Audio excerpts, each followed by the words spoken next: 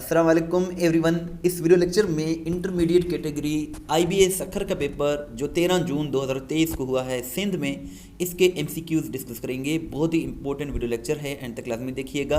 अगर हम पेपर की बात करें तो इसके मोस्टली क्वेश्चंस testpoint.p के वेबसाइट से आए हैं। बहुत ही अच्छी वेबसाइट है। अगर आप प्रिपरेशन कर रहे हैं तो आप इसको ज़रूर विजिट करते रहा करें। इसका लिंक डिस्क्रिप्शन में मौजूद है। फर्स्ट क्वेश्चन की बात करें तो फर्स्ट क्वेश्चन कुछ इस तरह से है, the UN security council has how many members. तो इसका करेक्ट आंसर 15 है। यूएन की जो सिक्योरिटी काउंसिल है यानी कि अक़वाम मुत्तहिदा की जो सलामती काउंसिल है, इसमें 15 मेंबर्स होते हैं। और ये भी याद रखें कि 15 में से 10 नॉन परमानेंट मेंबर्स होते हैं और जो 5 हैं वो परमानेंट मेंबर्स हैं। 5 जो परमानेंट मेंबर्स हैं वो है यूएसए, एक तो यूएसए है, दूसरा चाइना है, तीसरा फ्रांस, चौथा जो है रशिया है और पांचवा जो है वो यूके है। और ये 5 वो कंट्रीज़ हैं जो वीटो पावर भी रखते हैं, वीटो पावर का इख्तियार भी रखते हैं। और ये भी याद रखें कि रशिया ने सबसे ज़्यादा वीटो पावर का यूज़ किया है। सो इसके 15 मेंबर कंट्रीज़ हैं। नेक्स्ट अगर हम बात करें तो नेक्स्ट जो है वो है highest military award of Pakistan. Pakistan का जो सबसे बड़ा मिलिट्री अवार्ड है वो जो है निशान हैदर है। निशान हैदर यानी कि ये फ़ौजियों को दिया जाता है, सबसे बड़ा ये अवार्ड है। अगर हम सिविल अवार्ड की बात करें तो सबसे बड़ा जो सिविल अवार्ड है पाकिस्तान का वो निशान पाकिस्तान है, और जो सबसे बड़ा मिलिट्री अवार्ड है वो है निशान हैदर। और नेक्स्ट क्वेश्चन है, which planet has one moon, यानी कि वो कौन सा सैयारा है जिसमें एक ही मून है। सो इसका करेक्ट आंसर अर्थ है। अगर हम बात करें नंबर ऑफ मून्स की प्लेनेट में, सो सैटर्न जो है इसमें 83 मून्स हैं, जुपिटर में 92 है, यूरेनस में 27 है, नेपच्यून में 14 है, मार्स में 2 हैं, अर्थ में 1 ही है और वेनस में 0 है, कोई भी नहीं है, मरकरी में भी कोई मून नहीं है। सो अर्थ इसका करेक्ट आंसर है। चैनल को ज़रूर सब्सक्राइब करें, वीडियो को लाइक करें, शेयर करें। इस तरह की वीडियोस हम डेली बेसिस पर बनाते रहते हैं। When was Second World War started, दूसरी जंग अजीम 1939 में स्टार्ट हुई थी। अगर हम सेकेंड वर्ल्ड वार की बात करें तो ये उस वक्त स्टार्ट हुई थी 1 सितंबर 1939 को, जब एडोल्फ हिटलर ने पोलैंड पर अटैक किया था।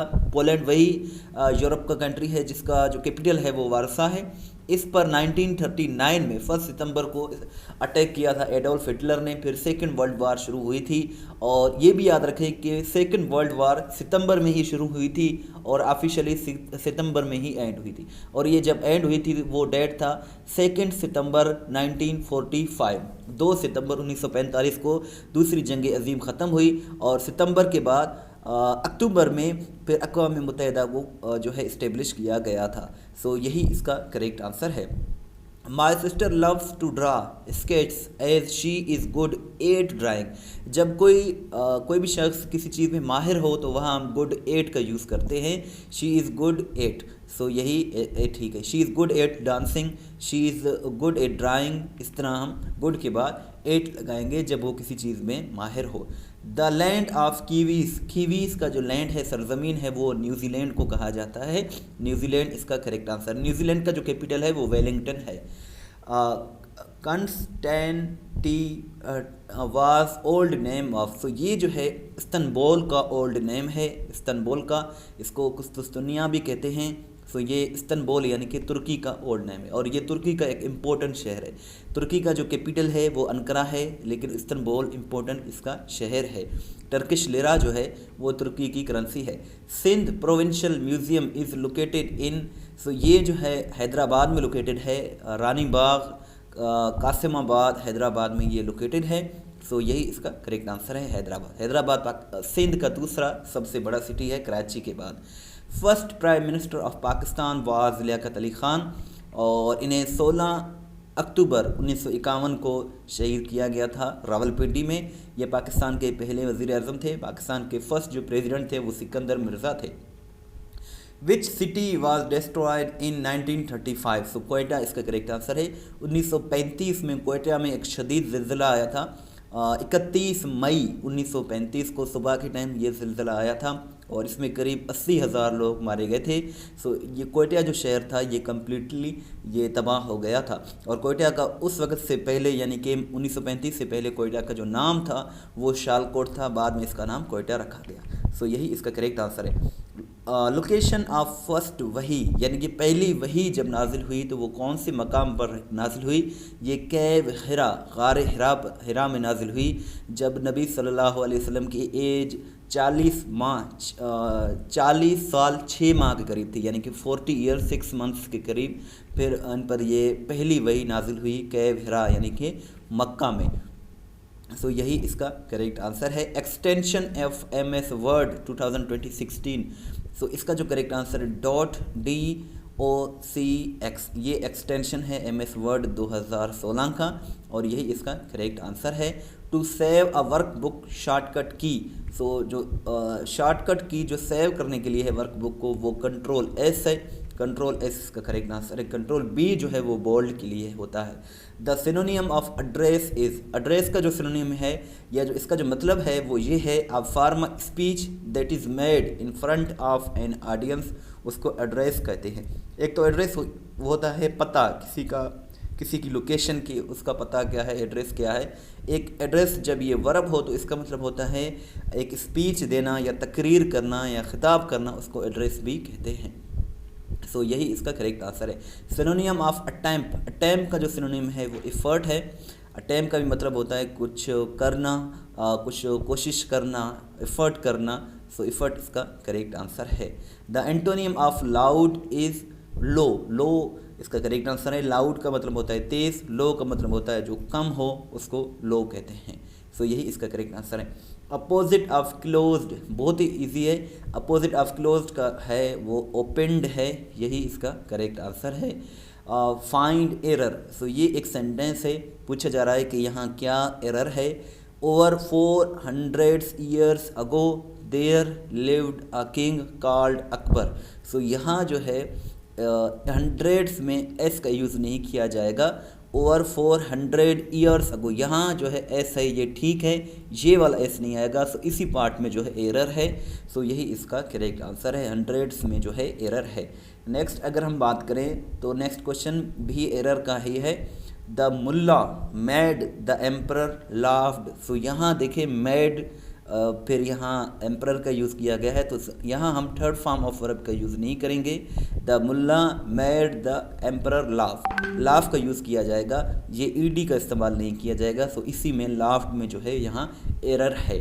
सो यही इसका जो है करेक्ट आंसर है। नेक्स्ट है the emperor's court was full of musicians, musicians. So इसमें जो करेक्ट आंसर है वो एम्परर्स में मिस्टेक है, क्योंकि यहाँ हम एपोस्ट्रॉफी का यूज़ करेंगे जो कि नहीं किया गया है। सो यहाँ जो है एपोस्ट्रॉफी का यूज़ किया जाएगा। सो आई थिंक यही इसका करेक्ट आंसर है। नेक्स्ट जो है वो है the elephants were tied up with ropes, जो हाथी थे वो रॉप से, रस्सियों से बंधे हुए थे। सो यहाँ विद का यूज़ किया जाएगा, Tide up with ropes. The country which is situated in Asia, so Thailand में जो है एशिया लोकेटेड है, थाईलैंड में।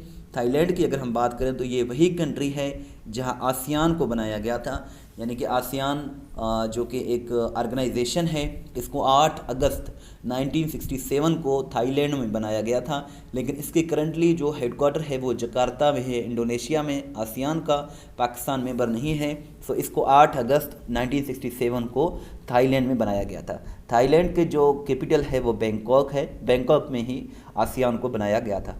आपसे ये क्वेश्चन है कि what is the currency of Thailand, ये आप कमेंट सेक्शन में ज़रूर बताइएगा।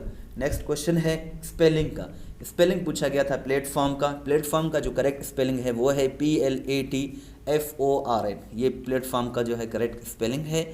और नेक्स्ट जो है वो पूछा गया था ट्रबल का। ट्रबल का मतलब होता है डिफ़िकल्टी, मुश्किल या मुसीबत। इसका जो करेक्ट स्पेलिंग है वो है TROUBLE, ये ट्रबल का करेक्ट स्पेलिंग है। इसके साथ साथ फ्राइटेंड का स्पेलिंग पूछा गया था, FRIGHTENED, फ्राइटेंड का यही करेक्ट स्पेलिंग है।